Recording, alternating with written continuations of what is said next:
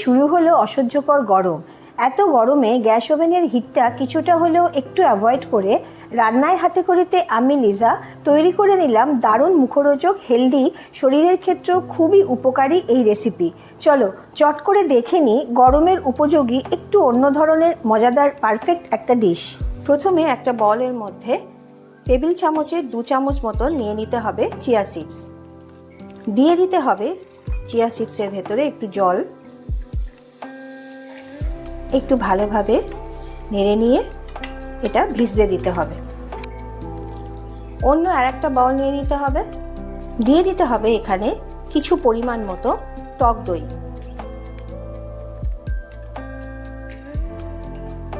আমার রেসিপির পরিমাণ অনুযায়ী এখানে 250 গ্রাম টক দই নিয়ে নিতে হবে। টক দইটাকে ভালোভাবে একটু বিট করে নিতে হবে।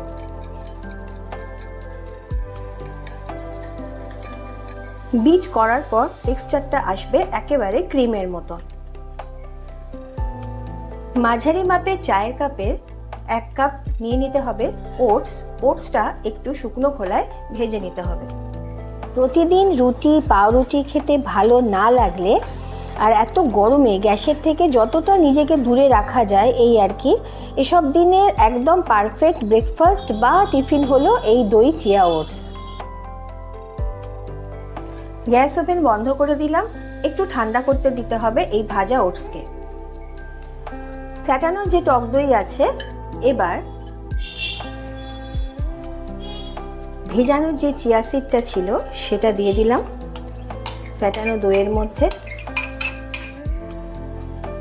শসা একটা এইভাবে ডুমো ডুমো করে একটু কেটে নিয়েছি, বড় করে দিয়ে দিলাম। এবার কিছু পরিমাণ বেদানা এর মধ্যে দিয়ে দিলাম। তার সাথে কেটে রাখা কিছু ধনেপাতা আর কাঁচা লঙ্কা, এইগুলো ভালোভাবে টক দইয়ের সাথে মিশিয়ে নিতে হবে। এই যে চিয়া সিড, এটার কিন্তু খুব উপকারী আমাদের জন্য। চিয়া সিডে থাকে ওমেগা 3, যেটা কিনা হার্টের ক্ষেত্রে খুবই ভালো। তবে আমার মতে বলে ডাক্তারদের পরামর্শ ছাড়া বা খুব এমার্জেন্সি না হলে কোনো কিছুই রোজ রুটিন করে খাওয়াটা ঠিক নয়। এবার পরিমাণ মতো একটু লবণ দিয়ে দিতে হবে। আমি এখানে অল্প একটু রিফাইন্ড সুগার ইউজ করলাম। তোমাদের যদি মনে হয় যে চিনি দেবার দরকার নেই তাহলে দিও না। নুন আর চিনি দিয়ে ভালোভাবে একটু আবার নাড়িয়ে নিতে হবে।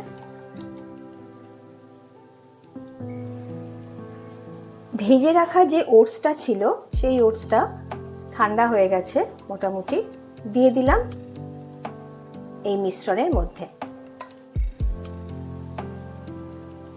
ভালো করে এবার সমস্ত উপকরণগুলোকে মিশিয়ে নিতে হবে। তোমরা কিন্তু যে যেটা খাও না সেটা কিন্তু বাদ দিতেই পারো। এখানে সব উপকরণগুলোই কিন্তু শরীরের ক্ষেত্রে উপকারী। যে কোনো একটা উপকরণ বাদ দিলেও কিন্তু এটা খেতে খুবই ভালো লাগবে।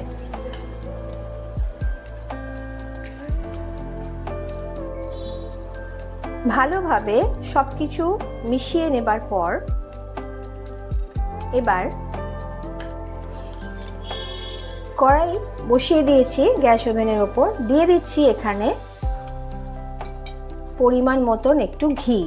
যদি তোমাদের ঘিয়েতে কোনো আপত্তি থাকে তাহলে অবশ্যই করে তোমরা সাদা তেল দিতে পারো। এখানে সাদা তেল অথবা তোমরা অলিভ অয়েলও দিতে পারো। এখানে দিয়ে দিচ্ছি সর্ষে আর কড়াইয়ের ডাল, আর দিয়ে দিতে হবে 2টো পাকা লঙ্কা।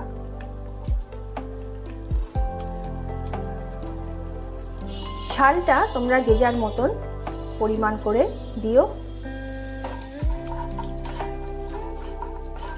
ভালোভাবে একটু নাড়িয়ে চাড়িয়ে নিয়ে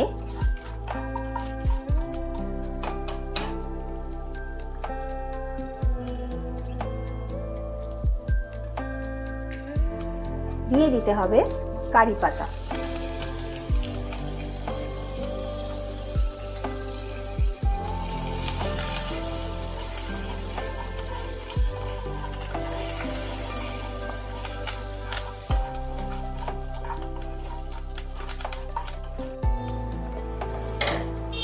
এই তৈরি করা তড়কাটা এবার আমি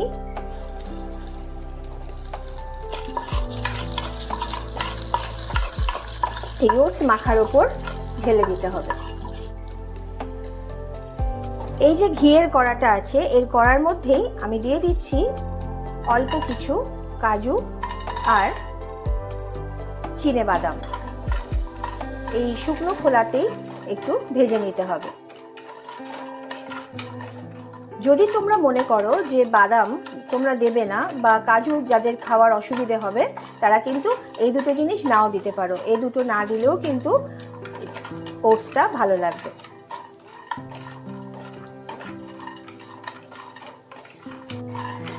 যারা আজকে আমার এই রেসিপি দেখছো, তোমাদের সকলকেই বলছি, তোমাদের যদি ভালো লেগে থাকে তোমরা অবশ্যই কিন্তু আমাকে সাবস্ক্রাইব করে আমার পাশে থেকো। নতুন বন্ধু যারা, সাথে লাইক শেয়ার করে দিও।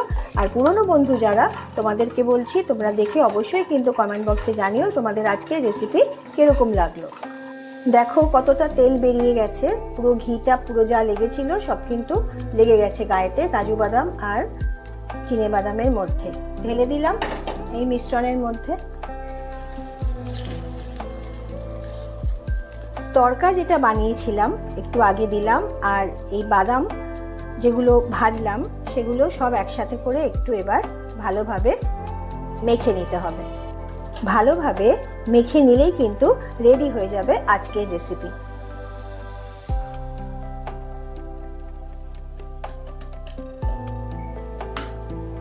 রেডি হয়ে গেল দই চিয়া ওটস।